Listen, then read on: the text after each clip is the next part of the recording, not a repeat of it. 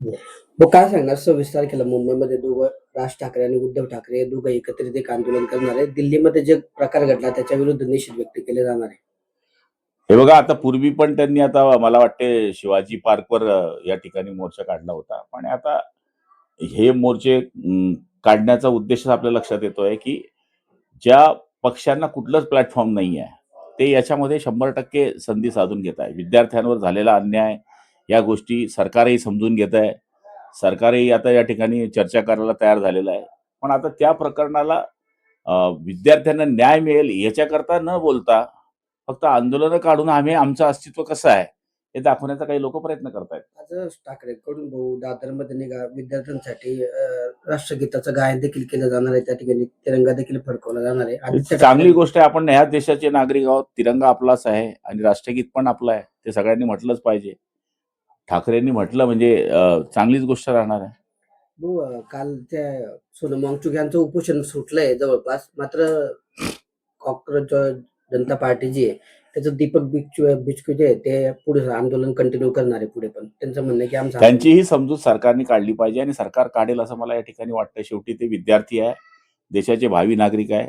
सरकारमध्ये काही गोष्टी होत असतात, काही चुका होत असतात. त्या चुका दुरुस्त करण्याचं काम सुद्धा सरकारने करण्याचा प्रयत्न या पुढच्या काळामध्ये करण्याचं आश्वासन या ठिकाणी देण्याचं जवळपास निश्चित झालेलं दिसतंय. त्यामुळे आपल्या देशाचे होणारे भावी नागरिक यांच्या पाठीवरून हात फिरवून म्हणा किंवा त्यांना बोलवून म्हणा या ठिकाणी पुढच्या काळामध्ये निर्णय होतील असं मला या ठिकाणी वाटतं. शरद पवार आणि मोदी यांची भेट झालेली आहे.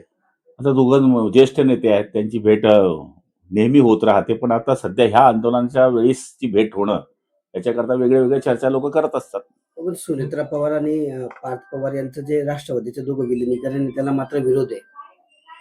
मला माहित नाही त्यांच्या कोणाचं विलिनीकरण होत आहे, कोण करत आहे ते काही माहित नाही. गोवा संसदेमध्ये पेपरफुटी संदर्भात कायदा मांडला जाणार आहे, परंतु राहुल गांधी जे आहेत ते धर्मेंद्र प्रधान यांच्या राजीनाम्यावर ठाम आहे.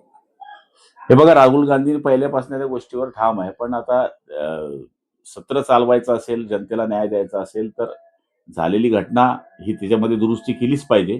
पण पुढच्या काळामध्ये आता राज्याकरता आपण वर्षभराकरता काय करणार आहोत त्याच्याकरता सत्रामध्ये हे सत्र असतं, तर सत्र पण चालवलं पाहिजे अशी आमची अपेक्षा आहे. मुंबईमध्ये पोलिसांनी काही मुलांना अटक केलेली होती आणि ते एक पोलीस त्यांना थेट धमकी देत होता की तुमच्या खिशात मी ड्रग्ज टाकेल आणि तुम्हाला आयुष्यभर जेलमध्ये असेल. असं होत असेल तर चुकीचं आहे. आणि काल मुख्यमंत्र्यांनी सांगितलं असं जर झालं असेल तर आपण चौकशी करू आणि चौकशी केली पाहिजे.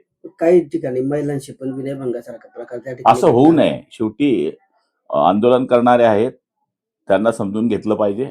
कारण की शिवसेना, भाजप असेल, कोणताही पक्ष असेल आंदोलनातून पुढे आलेला आहे. त्यामुळे आपलंही एक काळामध्ये आपण आंदोलन करत होतो, याचा विसर कोणाला पडू नये अशी प्रत्येकाला अपेक्षा असते. त्यामुळे आम्हालाही तो विसर पडणार नाही अशी खात्री आम्हाला आहे. देशाचे पंतप्रधान जे आहेत नरेंद्र मोदी त्यांची काल त्या आंदोलनावर प्रतिक्रिया समोर आली आहे. त्यांचं म्हणणं आहे की हा जो सगळा पेपर घोटाळ्याचा विषय आहे आपण फास्ट ट्रॅक कोर्टामध्ये चालवणार आहे आणि या संदर्भात कडक कायदा करण्यासाठी आज संसदेमध्ये विधेयक. पंतप्रधानाने बोललं म्हणजे आपण त्याच्यावर बोलणं उचित होणार नाही. दिल्लीप्रमाणे मुंबईतही जे आंदोलन आहे विद्यार्थ्यांचं ते चिरडण्याचा प्रयत्न झाला. कुठेतरी सरकार म्हणून विद्यार्थ्यांची संवाद साधण्यात कमी. आता संवाद साधायला सुरुवात झालेली आहे. काल आता वामचुमशी त्यांच्याशी 2 मंत्र्यांचा संवाद झाला, यांच्याशी संवाद होईल आणि संवादानेच ह्या गोष्टी सुटू शकतील. त्यामुळे सरकारने 2 पावलं पुढे चालले पाहिजे आणि आंदोलकांनाही पुढे चाललं पाहिजे. कारण की शेवटी आपल्याला विद्यार्थ्यांच्या जीवनाला न्याय द्यायचा आहे. भाऊ, साधारण बघायला गेलं राष्ट्रीय महामार्ग काही महिन्यापूर्वीच म्हणला होता, मात्र त्या ठिकाणी अपघात होता आणि अगदी नवविवाहिताचा देखील मृत्यू झालेला आहे. कुठे? कोटनगर ते पालदेव रस्त्याला 4 महिन्यातच तडे पडलेले आहेत आणि तडे असे पडले की डायरेक्ट टू व्हीलर 4 चाकीचे अपघात. ठीक आहे, आपण त्या संबंधित अधिकाऱ्यांना चौकशी करायला लावू आणि असं जर झालं असेल तर कुठे गतिरोधक टाकता येतात का त्याचाही विचार करू.